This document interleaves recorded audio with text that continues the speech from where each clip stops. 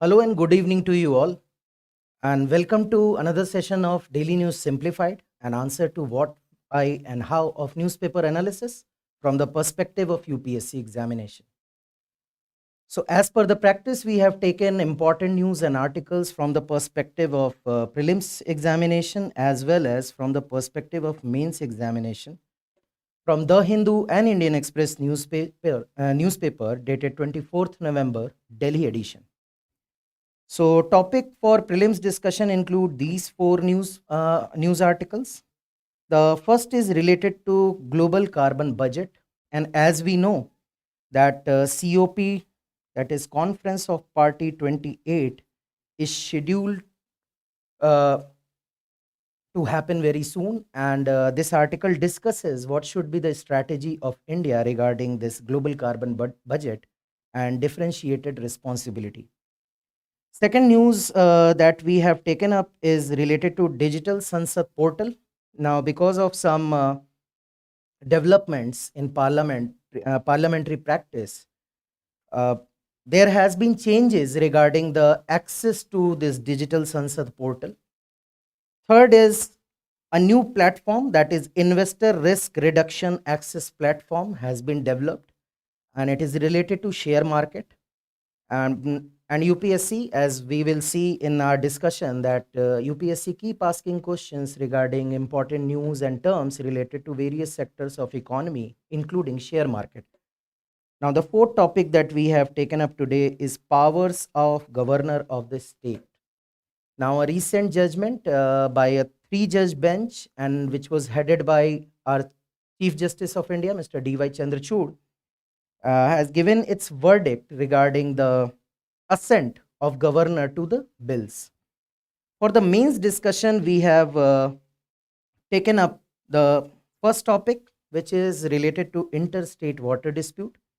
Now, Cauvery Water Regulation Committee has come up with some recommendation to the state of Karnataka regarding maintaining the flow of water in river Cauvery.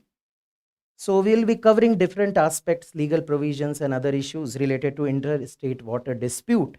And the last topic of today's discussion is related to evolving nature of terrorism in Jammu and Kashmir, which is important from the perspective of GS paper 3, which includes internal security part. So we have taken this topic to just discuss about the evolving nature of terrorism in Jammu and Kashmir. So without wasting any further time, let us begin our discussion with the prelim section. And the first question is inspired from this news article, which featured on page number 10 of the Hindu newspaper. Now, as we discussed, that this news article discusses or shed light on what should be the India's strategy in upcoming COP28 regarding the differentiated responsibility. Now, you must be aware of this fact that emission norms or the emission reduction. So globally, there is a consensus that those who are developed, because they have emitted much more than what developing countries have emitted till date. So there is a common that they all have to reduce the emission, but a differentiated responsibility. The developed nation must contribute more towards this reduction when compared to the developing countries. So the context is that both UNFCCC and Paris Agreement acknowledge the principle of differentiated responsibilities among nations concerning climate change. Now, the IPCC's sixth assessment report highlights that developed countries have historically contributed disproportionately higher cumulative emissions compared to developing nations. So that brings us to this news that what should be the strategy of India, how it should go in the negotiation, what should be its demand, what should be its stance on reduction. So UPSC, from the climate theme, the syllabus of climatology or the climate related issues, climate change and global warming has been an important theme from the perspective of UPSC prelims exam. As you can see, they have asked a question based on this rise of temperature in the year 2014. So we have taken a practice MCQ based on this key term, global carbon budget. So let us read all three statements and then we will come back to this question after looking into what is global carbon budget. Okay. So you have to find the correct ones. So first statement says it refers to the maximum cumulative global anthropogenic CO2 emission from the post-industrial era up till now. Second statement says the world warmed by staggering 3 degrees Celsius until 2019 when compared to pre-industrial levels. Third statement says only a fifth of the global carbon budget remains to meet the targets set in the Paris Agreement. So to answer this question, we must understand what is global carbon budget. So going by definition, it refers to the maximum cumulative global anthropogenic CO2 emission from pre-industrial era to when such emission reach net zero. Now in simpler terms, net zero emission is the amount you are emitting and amount you are absorbing back, like fixing it again. So when this becomes zero, it is net zero emission. So the carbon budget is nothing but the amount that you can emit so that you can reach up to this level. So you cannot emit any amount because then you will never reach this level of net zero. So there is certain budget, the amount that you can emit so that you can achieve this net zero emission. So the first statement, what was it? Up till now. So this is incorrect because it is till you achieve net zero. Fine. Now the second statement is about the rise in temperature. Now IPCC assessment report 6 has shown that the world warmed by a staggering 1.07 degrees Celsius until 2019. And here in question, it is 3 degrees Celsius. So again, this is an incorrect statement. Third statement says only a fifth of the global carbon budget remains to meet the target set in Paris Agreement. Okay, now just see, I told you the budget is how much more you can emit so that things remain in control and you can achieve net zero. Now, as per this report, we have exhausted almost 4/5 of the budget. So only 1/5 is remaining with us. So yes, third statement is correct. Okay. Third statement is correct. So as you had to find the correct statement, our answer would be A, that is only one. Fine. That brings us to the second question of today's discussion, which is based on the access to Sansad portal. Okay, now you must be aware of the developments where there is uproar in cash for query case, where MPs, there are allegations that MPs have demanded cash and gifts to ask the queries in Parliament. Now, in light with this development, and winter session is coming up, so what Parliament has done, that there are certain changes which have been made in relation to access of certain portals, and Sansad portal is one of that. Sansad is the Hindi word of member of Parliament, that is MP.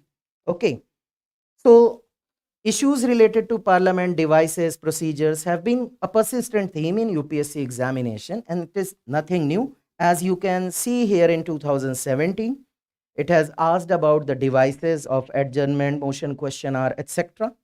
So we have taken up this question based on facts related to digital Sansad portal. Okay, so this is the first statement says that it is accessible only to the Parliament and members of Parliament. Second statement says under it, every member of Parliament has a personalized dashboard to track their schedule. Now, I have highlighted the two statements which will help you in answering this question. You can take a screenshot for details regarding the digital Sansad board portal. So first feature is it is a paperless, efficient, transparent and accessible platform that ensures a seamless communication, collaboration and coordination among all stakeholders of parliament. And parliament constitute or includes several stakeholders, not just member of parliaments. It includes MPs, government officials or users, citizens and secretariat user. That makes the first statement incorrect. Okay. Second statement says under it every member of parliament has a personalized dashboard to track their schedule.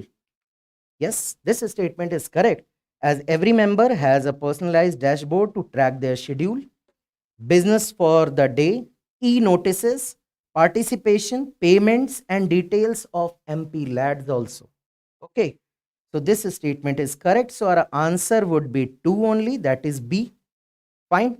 So that brings us to the third question of today's discussion, which is based on Investor Risk Reduction Access Platform, that is IRRA. Okay. Now, this platform is related to share market. We will not go into much details because our MCQ is based on those facts. Fine. So, as you can see in 2023, UPSC asked a question based on beta. Okay. And it was related to the stock markets, as is this portal platform. So we have to find the correct statement among these two statements, and our statements are: the purpose of IRRA platform is to create awareness among retail investor in stock market to reduce their risk exposure. Now this statement is incorrect. We will discuss why. Second statement says the platform was developed by SEBI. Now again this statement is incorrect. So to understand what is IRRA, I'm explaining you in crude terms. Suppose this is a stock market, okay, BSE or NSE, okay. Now one investor can invest directly to it, but most of the time there are some intermediary platforms, okay. So investor X, Y or Z invests in stock markets through these intermediaries. You might have heard about Zerodha and all. So these are the intermediary. Now suppose just make an assumption that this fellow X is having certain number of share, n number of share in the market at present. Okay. And now market being volatile, it starts crashing. Now prices are going down. Now this fellow X wants to settle off and wants to sell all his shares. But at that very moment, this technical platform faces glitches. So this person is stuck due to technical glitches, and he or she will not be able to sell off or trade off his or her share in whatever manner he or she wants. Okay. So IRRA is a platform to just which acts as a mitigation to such situation. If there is a technical glitch where the intermediary is unable to facilitate the transaction, this will come in picture, and this will help the investor to settle his score or settle whatever the business transaction one wants to do. Okay. So it can be invoked by trading member when they are faced with any technical glitch. So it is not any platform which creates awareness. It is a platform which provides a technical alternative to a crashed system. Okay. So it is it can be invoked by trading members when they are faced with any technical glitch at their end, impacting their ability to service the clients. So this can invoke, they can put how? When they have invoked this the demand for this service, The platform sends a link to the investor to access IRRA. And once the investors are authorized to access the IRRA platform, investor can complete the pending orders and close their open positions. Fine. So both the statement, because one says that it instills awareness, is incorrect. Second statement says that platform was developed by SEBI. This is incorrect because platform is developed jointly by BSE and NSE, that is Bombay Stock Exchange and National Stock Exchange. SEBI has no role to play in it. So our answer would be D. That is neither one nor two. Sorry. Uh, last question of prelim section is based on the veto power of governor. Now, of lately, what happened that there are certain states which are alleging that governor of the state is acting at behest of the central government and acting as an agent of the central government, and they are sitting idle on the issue of giving assent to the passed bills. Okay, so in line with there are several governments like Tamil Nadu, Kerala, West Bengal, Punjab. Of lately, Punjab government approached Supreme Court, and what happened that bench led by CJI, that is Mr. D.Y. Chandrachud, this was a 3-judge bench. They came up with a order. Now, what they have said that governor can return the bill to the legislature for the first time. But when this legislature again has passed the bill with or without changes and send it to the governor, governor is bound to give his assent. He cannot veto. This is what Supreme Court has to say about this issue. Okay. So you know that power of governor is very important topic from the perspective of UPSC examination. As you can see, in 2014, they have asked a question about discretionary powers of the governor of a state. So we have framed a question based on the discretionary power of governor itself. The first statement says, the appointment of chief minister when no political party has a clear-cut majority constitute the discretionary power of the governor of the state. So this statement is correct. He can appoint the chief minister with under his discretion when there is no political party having clear-cut majority, but there is a directive from Supreme Court. In SR Bommai case, Supreme Court held that even in such appointments, the Council of Ministers has to prove their majority on the floor of the House. Okay, so it is not just that he will appoint anyone as the chief minister and government will keep on running. So even if he is appointing a chief minister in his discretion, one has to prove the majority on the floor. Fine. Second statement says the governor enjoys discretionary power while exercising his or her function as the administrator of adjoining union territory. Now this statement is correct. Third statement says that withholding the bills repassed by the state legislature, it is discretionary power. No, as you know, as per the judgment, it is no more a discretionary power. He has to give his assent. So our answer would be B, that is 1 and 2 only.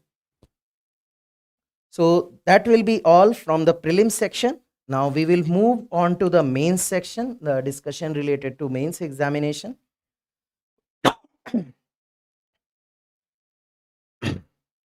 So just a moment.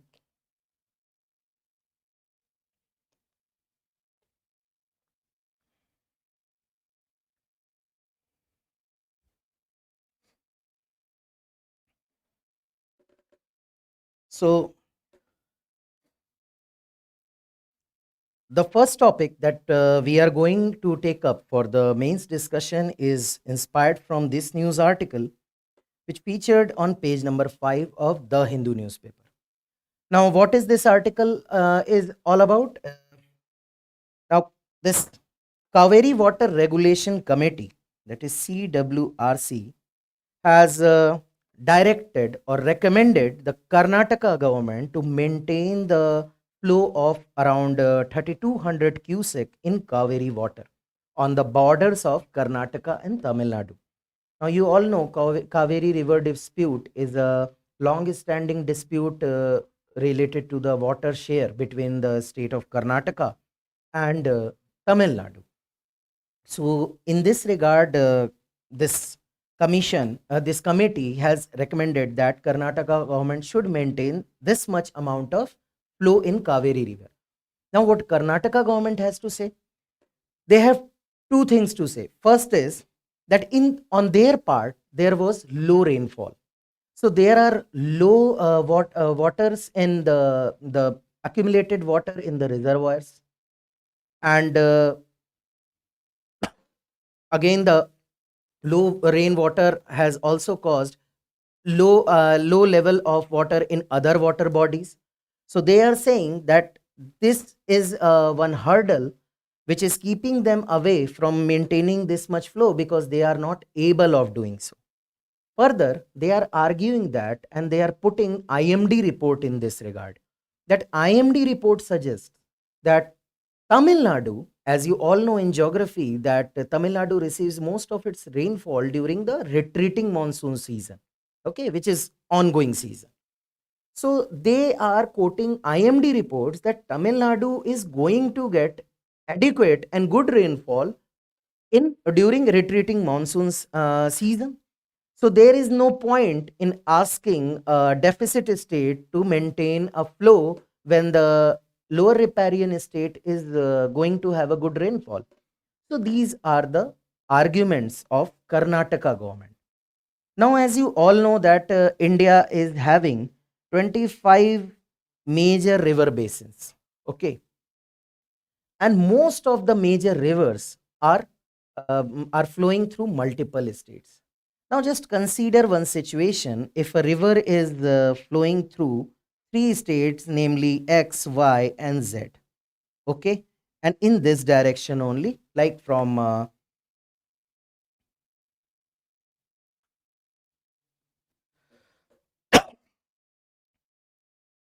okay, from northwest to southeast direction. Fine. So this X is upper riparian state in relation to Y and Z, and so is true for Y in relation to Z. Now water is fixed, okay, the flow is fixed. Now what if this state creates some reservoir, dams, or extracts some more amount of water which affects the flow of the river for the lower riparian state? Now what Y and Z will complain that we are not getting the fair share of water because of our geographical location, and this state X is harnessing or extracting more than what is required or what should be the norm. Okay, so most of the rivers are flowing through multiple states, so these kinds of conflicts are bound to happen. Okay, and when there are conflicts, so these states form the federal unit of any country. So when these are fighting among themselves, and these are having quarrels regarding the share of water or fair share of water, it is directly affecting the federal structure of the country, which is mentioned in your GS paper 2 syllabus, that issues and challenges pertaining to the federal structure. Now, moving further, UPSC is also interested in such issues. In 2013 itself, UPSC asked a question that constitutional mechanism to resolve the interstate water disputes have failed to address and solve the problems. Is the failure due to structural or process inadequacy or both? And they want you to discuss this. Now, after this discussion, you will find that it is both. There are procedural inadequacies and there are structural inadequacies. So, in this discussion, we will try to understand that why we why we regularly hear that there are disputes, interstate water disputes. Then we will also cover if there are dispute, there must be some mechanism, some legal provisions, some constitutional provisions. Fine. Then we will move on to discuss if there are some legal and constitutional provisions, then what are the challenges pertaining to those legal and constitutional provisions. And moving further, we will look into the way forward. Okay, so let's begin our discussion with the constitutional and legal provisions for interstate river and water disputes. Okay, now you all know that our seventh schedule discusses the division of power or division of subjects between center and state, and there is another list, concurrent list. So in that division, entry 17 of state list talks about the control of water by the states. Okay, for their irrigation purpose, for their canal management, and all those issues are covered in entry 16 of the state list. Okay, as per their local need. Fine. While because the river is flowing through multiple states and there are multiple stakeholders, so entry 56 of the union list talk about the development of river valley, which should be taken up by center. Okay, so yes, states can utilize the water as per their local needs, but when it comes to interstate valley development and regulation, it authorizes center to intervene. Okay, now there is another important article which has been mentioned in constitution, and it is article 262. And to and sorry, and to understand this, let us look into the original text of the Indian constitution itself. Now what does article 262 says? It says two things.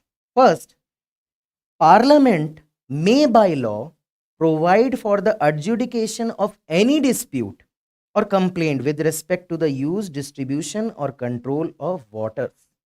Okay, so it authorizes Parliament to adjudicate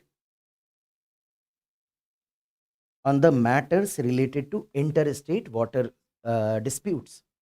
Secondly, the subsection, that is subclause 2, says that Parliament may by law provide that neither the Supreme Court nor any other court shall exercise jurisdiction in respect of any such dispute. Okay, so it authorizes Parliament.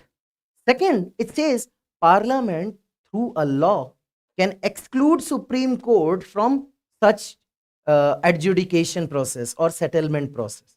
Okay, so if Supreme Court is not a party to the settlement, Parliament has enacted the law very well within the confines of the Constitution, because 262 subclause 2 says that. Okay, so using the power provided through Article 262, Parliament has enacted two important legislation. First is River Boards Act of 1956. What is it? It talks about establishment of river boards for the regulation and development of river valleys. Okay. Second, it provides Interstate Water Disputes Act, which empowers Parliament for the creation or formulation of tribunals.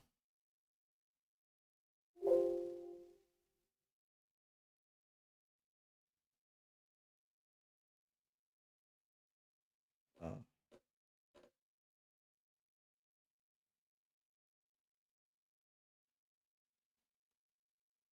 just hold on, there is a technical glitch.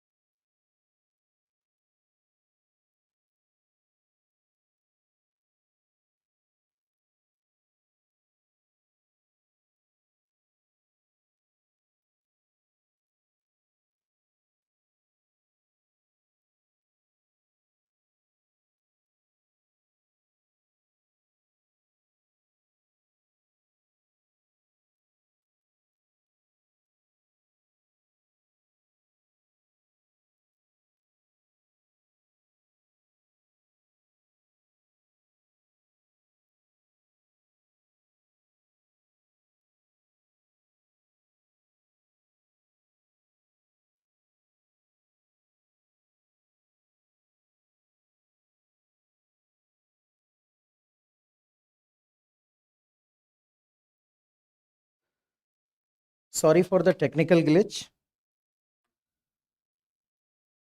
Fine. So we were discussing about the constitution or the making of tribunal. So the Interstate Water Dispute Act of 1956 authorizes Parliament to create tribunals to adjudicate on the matters of interstate water dispute. Fine. So according to that act also, Supreme Court, as authorized by the Article 262 subclause 2, Supreme Court cannot adjudicate on the matters related to interstate water dispute. So if there is a method or there is a mechanism, and what is the mechanism? That states, like state or states, when they realize or they feel that there is some kind of dispute regarding the sharing and flow of water, they reach out to center through an application that this is our concern, and look into the matter. Now center, parliament, what does that? Parliament assesses the situation. They assess it from all aspects, and what they do, if they are satisfied that yes, there is substantial question of dispute between these two states, then they create a tribunal. So till here everything is fine. Constitution defines the matter is distributed between state and center. They provide that who will create tribunal. There are acts. Then what is the problem? What are the issues that we time and again are listening to interstate water disputes? Okay, so first challenge is that there is no common tribunal with different benches. There are, every time when there is a dispute, there is a separate tribunal altogether. So there is no uniform criteria or principle or methodology of working. They are working in silos. They are applying their principle for for different cases, for different issues. Fine. So basically this is one of the challenge, that they are working in silos, and which is also leading to the delays. Okay, because there is no accountability altogether. Okay, second issue is there is no time limit for adjudication on matters, which is causing delays. And just to take an example, you will realize the delays, the level of delays that these tribunals are making. If you will consider the Ravi and Byas dispute, which is between Rajasthan, Haryana, and Punjab. It is ongoing dispute, and already 33 years have passed without any resolution. Further, there is a Vamsadhara dispute between the state of Odisha and Andhra Pradesh, and it is sub judice even after 19 years. Okay, and leave alone the decision, there are instances when the tribunal itself takes 7-8 years to get you may say to get constituted. Okay, so union government takes its own sweet time to create a tribunal altogether. Okay, then there is no upper age limit for chairperson or members. So obvious outcome is it has transformed into a parking lot of a favorite, or you may say bureaucrats and judges who are much aligned with the political philosophies of the center, or they are considered as a as an ally. So it has become a parking space because there is no upper age limit and they are sitting there idle. Okay, last challenge. Now you have heard that article 262 subclause 2 says that here, that parliament may by law exclude Supreme Court from such matters. And as we know, Parliament has done the same through through Act of Interstate Water Dispute Act of 1956. Then, how can a state can move to Supreme Court? Now, here is the main point, and here is the main concern. And what is it? Now, Supreme Court simply says that I am not interfering in the interstate water dispute resolution or redressal anything directly. But if an award has been given by tribunal, okay, so I am very well into the confines of the constitution under article 136, which enables Supreme Court to entertain the pleas against or appeals against the decree or the orders of tribunals or any court in India. So it is kind of a backdoor entry. Okay, I'm not directly going into the dispute. You may share whatever you want, but when a tribunal has awarded something, that can be challenged because under Article 136, I have a special grant and I can entertain such pleas. And matter does not stop here. We will cover these challenges are mostly related to Interstate Water Dispute Act of 1956. There are more challenges. Okay, and first is again the Supreme Court intervention. You saw that Article 136, through which order appeal can be made against the order of tribunal. Now that Interstate Water Dispute Act of 1956 lays down three grounds. You can see here from the original text itself. It says that water disputes mean the C point. Okay, definitions C point. C point, the sub point 1, use, distribution or control of water. So there are three criteria: use, distribution or control. Okay, now what Supreme Court says that apart from these three grounds, if dispute is on the basis of any other ground, I have a original jurisdiction under Article 131 to intervene where the federal units are in the dispute. Okay, so I can intervene under Article 131 where federal units are in dispute if issue is other than from those three factors, that is use, control and distribution. Again, an entry after Article 136, you can enter through 131 also. Things are not stopping there. Things are stopping. Things are going way beyond than this. Now, Supreme Court says simply understand this with an example. Let's say there is a dispute between Uttar Pradesh and Bihar regarding water sharing. Just an example. Now, Supreme Court says we have nothing to say about what quantity of water Uttar Pradesh is getting, what quantity of water Bihar is getting. This is your matter.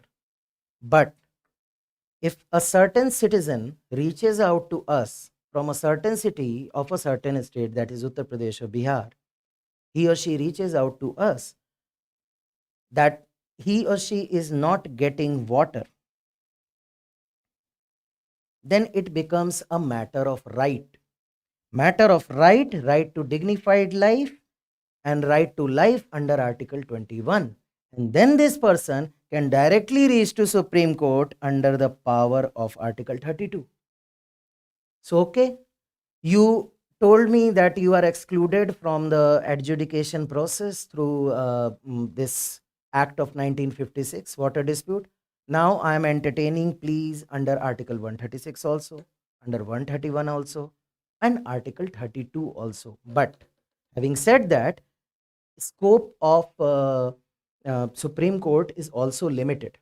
Okay, because for every argument there are some star marks, or you may say caveats are there. Caveats are there. They are. It is not like they can still cannot adjudicate on the issue of water sharing. But when these awards are challenged in the Supreme Court, it causes further delay. Further delay. So this is one of the challenge that after spending around 20-30 years to reach out to a conclusion, then you will reach to court, then again 10-20 years. Okay, so it will become, you may say, a cycle altogether. Now the second issue is, which we already discussed, that procedure is complex and opaque. Okay, why complex? Because of multiple stakeholders.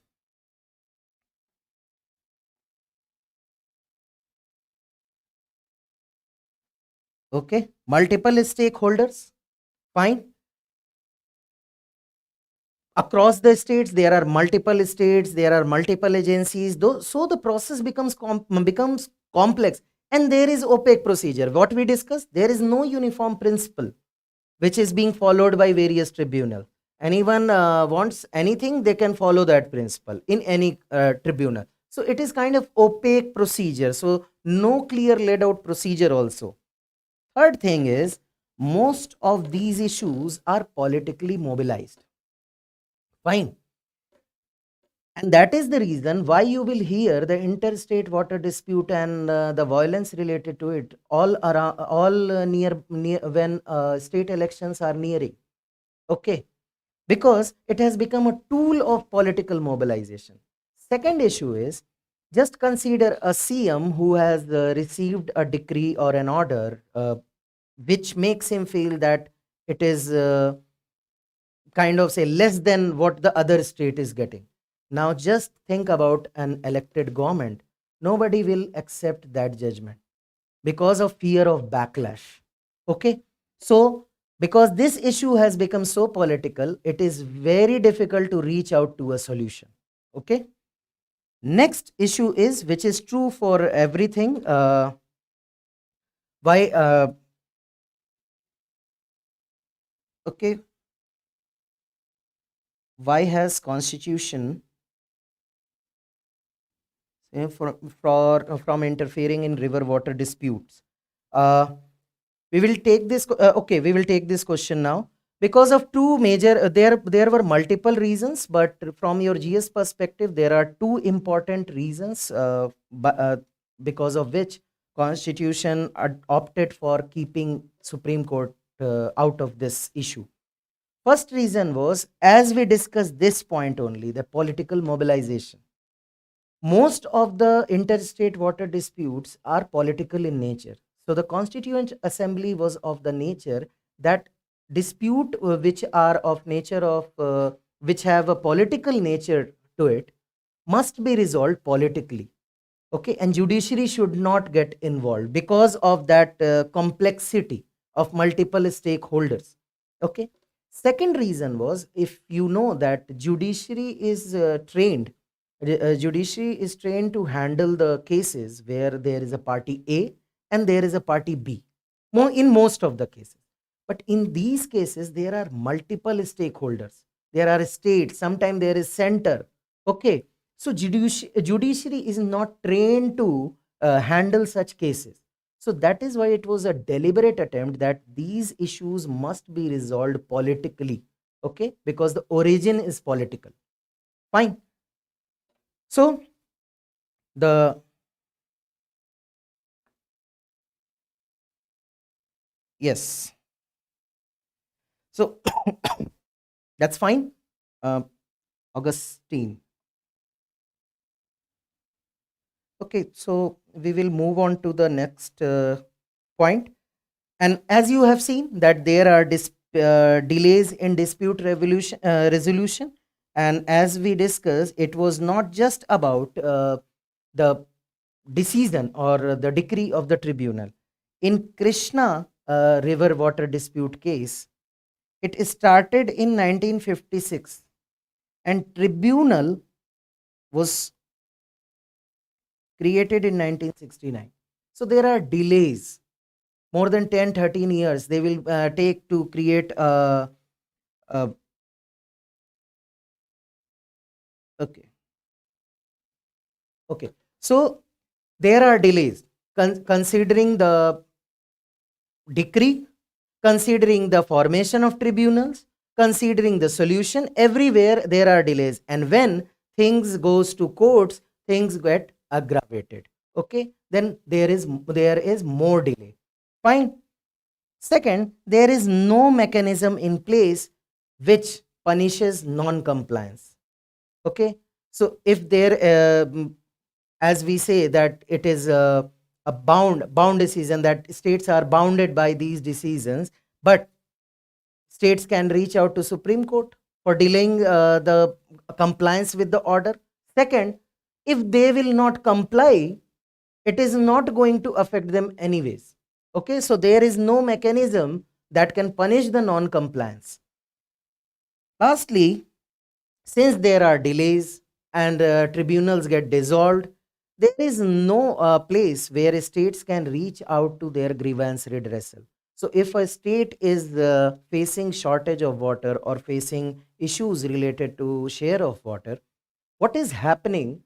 uh, they have to wait for 30-40 years to get their issues resolved. Okay, so there is no grievance redressal mechanism. And when you will go to the court, as we discussed, that court can entertain pleas, but court has their own limitation. They cannot entertain pleas, and they cannot give concrete solution to the water dispute itself. Okay, so what they can do, they can modify the decree of tribunal, they can recommend something, but most of the time state remain disgruntled with those decisions. Fine. So before moving on to the way forward, we must look into a pending bill, that is Interstate River Water Disputes Amendment Bill 2019. They have come up with some sort of proposals which are, you may say, uh, improvement over the previous bill or the mechanism. Okay, here they have proposed to create two level of dispute resolution.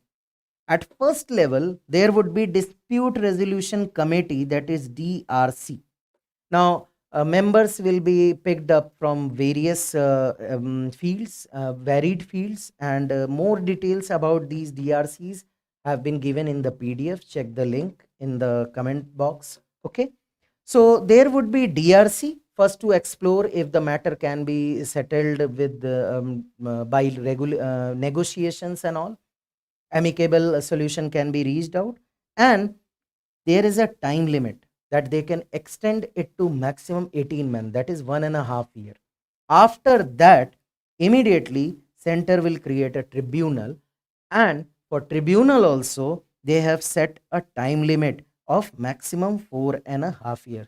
So this is a good step forward, but again this bill is still pending and yet to wait to get passed. So what are the other way forward regarding this? Is first is you, because problem lies in the political mobilization or politicization of the issue. So first we have to desist from such events. We have to make move it away from the from fanning the emotions of regional identity or cultural identity, and we must bring to public notice the developmental hindrance that water shortage will create, economic losses, and environmental degradation.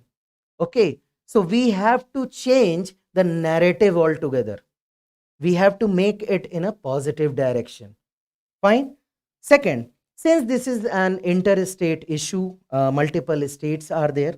So what we require is a coordinated approach. Okay, where states, center, both are required to play their part in a coordinated manner.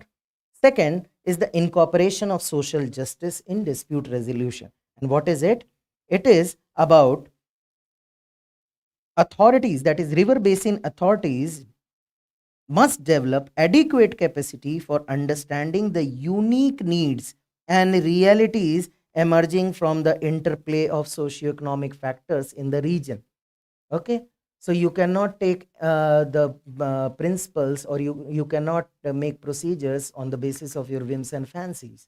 You must realize what is the need of the region and what are the realities, socioeconomic realities.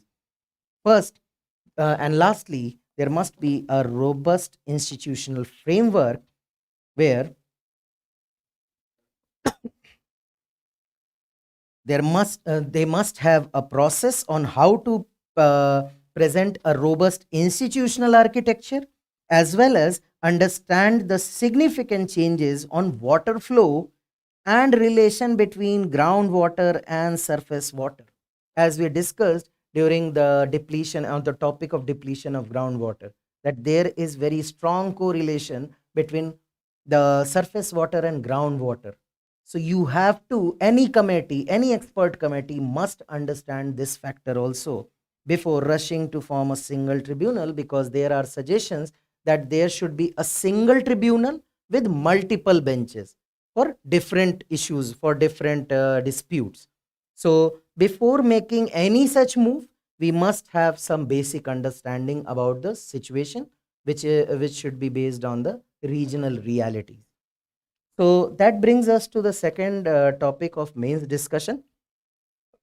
And inspiration for this news came from uh, a news article which featured on page number 1 of the Hindu newspaper. And news is about killing of a Lashkar-e-Taiba commander. Name was Kari in the Rajouri region of Jammu and Kashmir.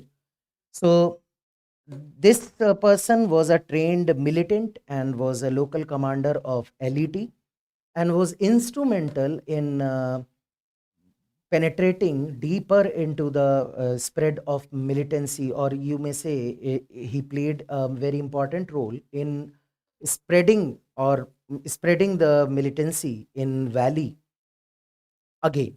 Okay, so security forces after encounter have managed to gun him down. So from the perspective of UPSC examination and internal security, the role of external state and non-state actor is very much important. Further challenges to internal security has been mentioned. Apart from that, security challenges and their management in border areas, linkages of organized crime with terrorism, all has been mentioned. So what we are going to discuss in this section is what is the background, briefly, what is the background of terrorism militancy in Jammu and Kashmir, and what are the changes, what are the shifts that security forces and Ministry of Home Affairs are witnessing in the militancy in the region. Then we will discuss what are the reason behind those shifts, and we will look into some government initiative that has been taken to address these issue. Okay, uh, so let's begin our discussion. So first is the background. Now you might be aware of the fact that it was during late 90s, that is 19 late 1940s, when India just got independence, and Pakistan staged an attack on India. Face was the tribal people. In Hindi, we call it Kabaili attack. Okay, so what tribal people attacked, it was narrative of Pakistani army, because there are facts and figures and evidences that prove that Pakistani army was directly involved in this attack, and motive was to gain control of Jammu and Kashmir and to make Jammu and Kashmir part of Pakistan. So it all started during late 1940s when this attack happened, and India kind of retaliated and pushed them back. But what happened? It sowed the seeds of insurgency and militancy, because some section of population started believing in secessionist tendencies, and they started demanding that Jammu and Kashmir should be part of Pakistan rather than being part of India. So things were going on. Then came the war of 1971. Now Pakistan lost this war, and it resulted into bifurcation of Pakistan into two parts, that is Bangladesh and Pakistan. And this period saw a decline or dip in the insurgency and militancy activities. But during 1980s, it suddenly spiked due to active support from Pakistani intelligence agencies and Pakistani defense forces. These activities suddenly spiked, and which forced many local, including Kashmiri Pandits, many Sikh families, and many Muslim families also, to migrate out from Jammu and Kashmir.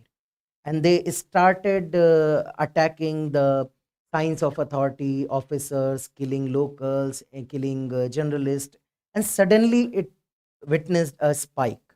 Okay, now what happened during 90s with the rise of Islamic fundamentalists? all these there form many groups were formed there, like Jaish Muhammad, Lashkar e Tayyiba, Huji, and Al Badr.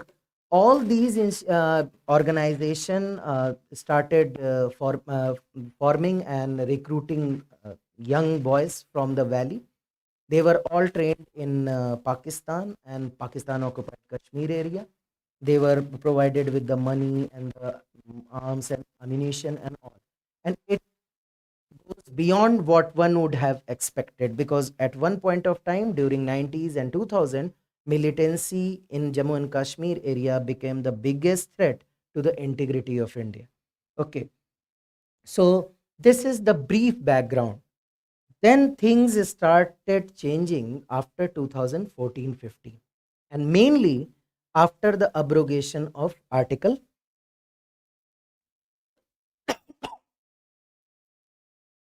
370 and 35A. Okay, so what is the what we can witness is here there is shift in militant strategy, and how we can witness that? Recently, Indian Army has captured a cache of IEDs. IED is not new to the valley, but method of delivering ID is new. These IEDs were delivered through drones. So, the role of technology is growing for the militants also. They are using technology at a higher level. You can also witness that they are using social media to magnify, to highlight small incidences, and these videos spread like a wildfire.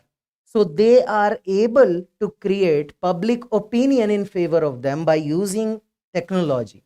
Okay, now there is another shift, that if you are aware that earlier the most of the insurgency or the militancy was confined to the northern part of the Jammu and Kashmir. Now these days it has shifted its base in the southern part. Okay, another remarkable shift in strategy is, earlier what used to happen, there were organization, I named some, LET or Jaish Muhammad or the Huji, everyone, like many of like this. Now this time there are hybrid terrorists.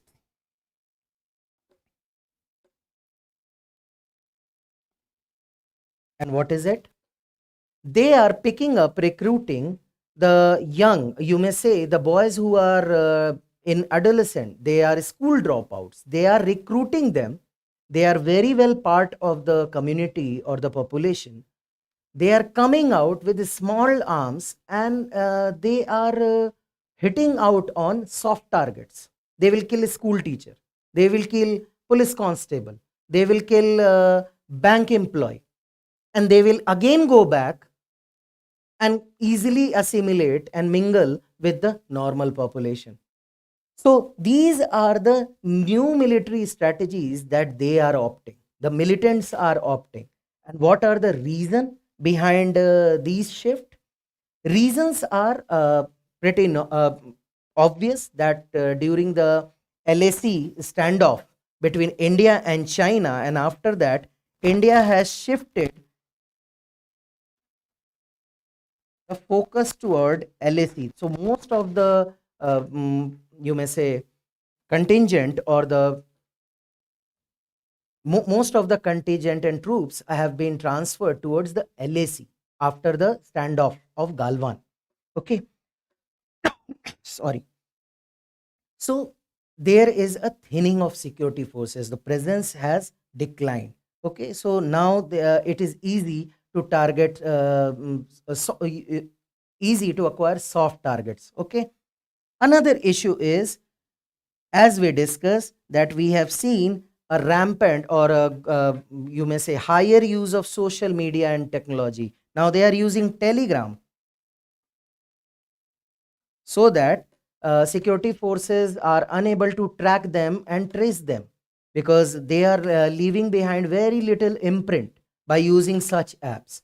Okay, now this area, that is Pir Panjal range, this area is contiguous and densely forested. Heavy vegetation is there.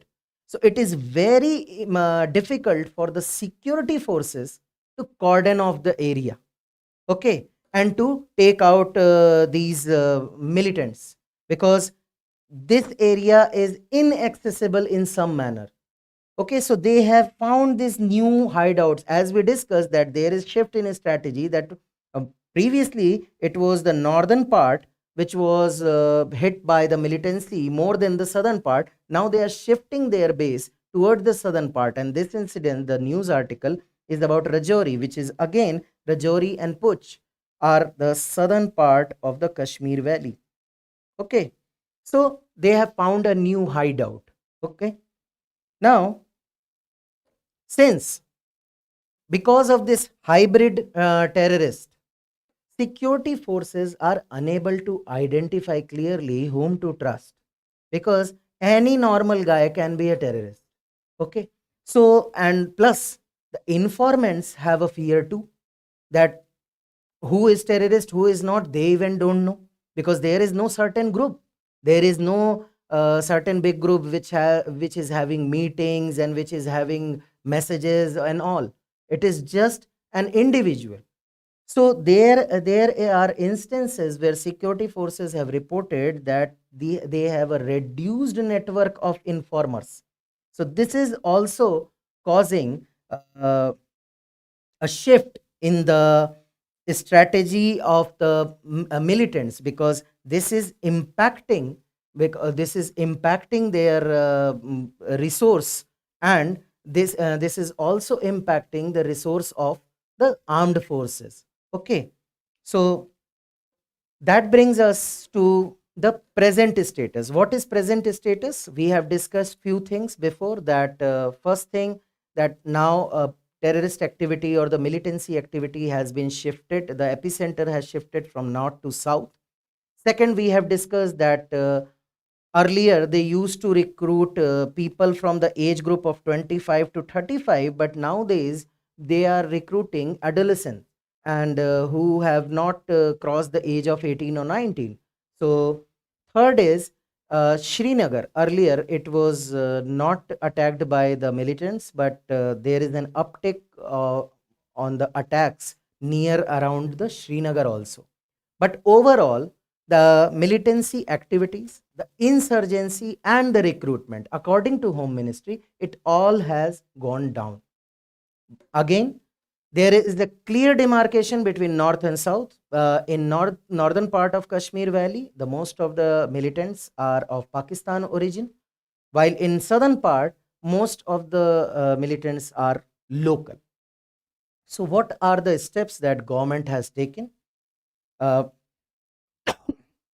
First step is the abrogation of Article 370 and 35A.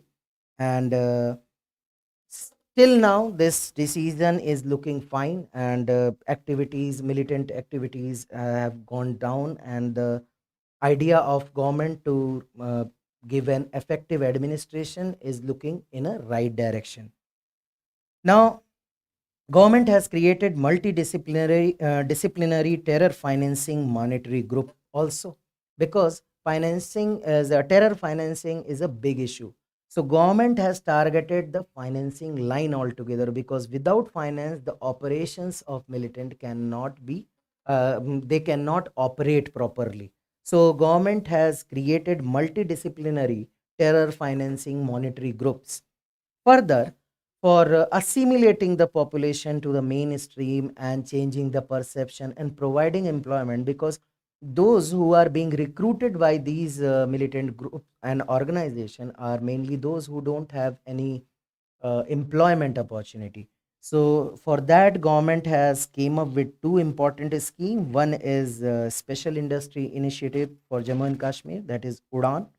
Here they train, upskill, and youth in line with the demand of industry. Second is Himayat scheme, where it is more much more targeted, where they are training individual for the services sector, including the hospitality. So it is a more targeted job oriented training program that is given by the government.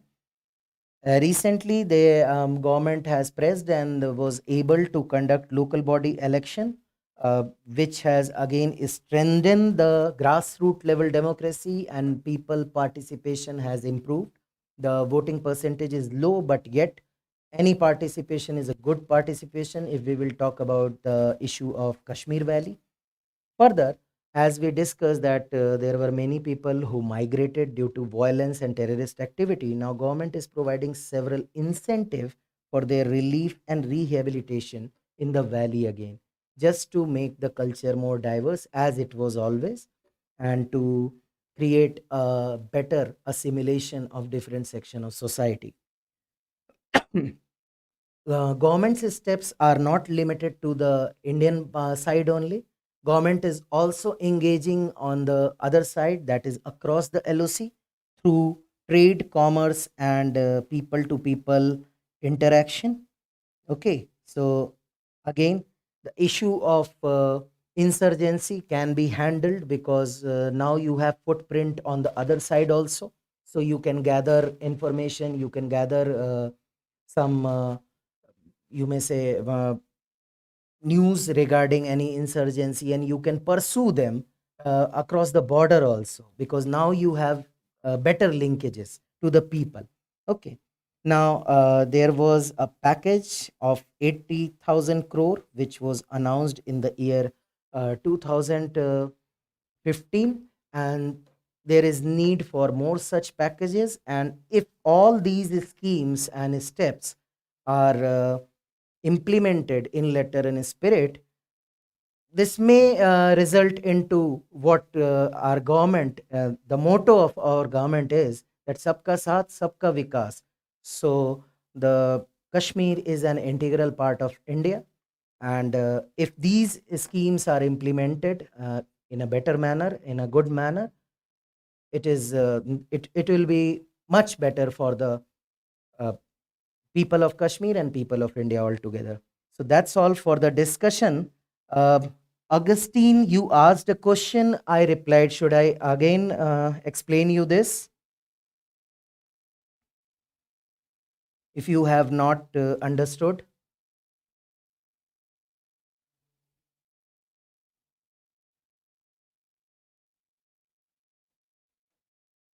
Okay, I will explain it again, because so you asked that why Constitution debarred Supreme Court from interfering in river water disputes.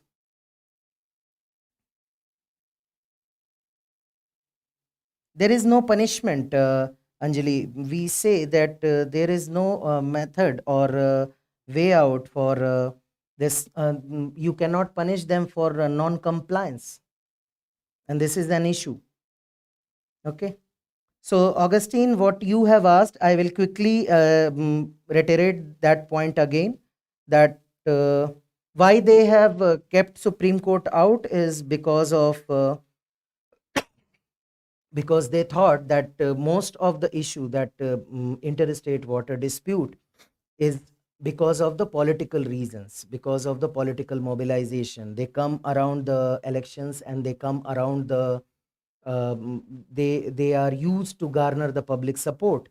And so constitution makers thought that it is better to deal the issue in a political way if the source of the issue is political.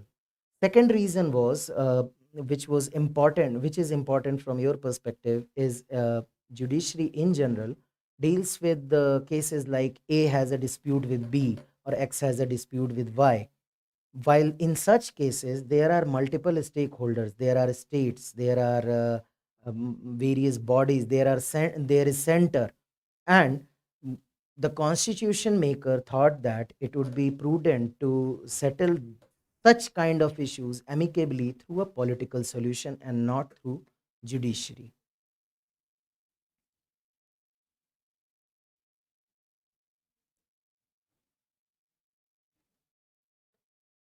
So thank you for the session. Uh, Thank you for being in the session. Uh, Stay tuned for more such updates. Thank you.